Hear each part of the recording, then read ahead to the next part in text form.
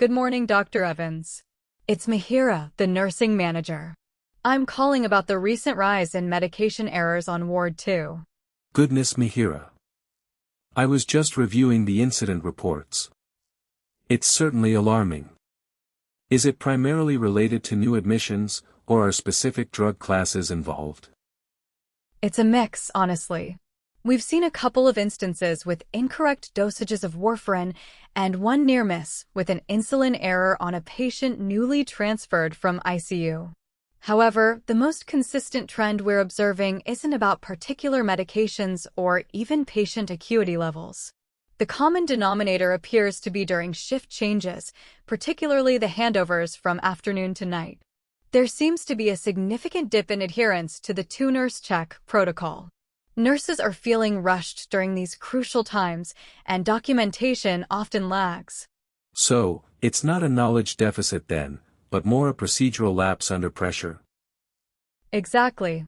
They understand the protocol perfectly, but the sheer volume of tasks converging at handover, coupled with the need to quickly attend to evening rounds, means corners are being cut inadvertently. It's creating a systemic vulnerability. The new junior staff is also feeling hesitant to challenge senior nurses during these high-stress moments. That's concerning, Mihira. We need to address that systemic pressure point. My thoughts precisely, Dr. Evans. We need to look at how we manage that handover period more effectively.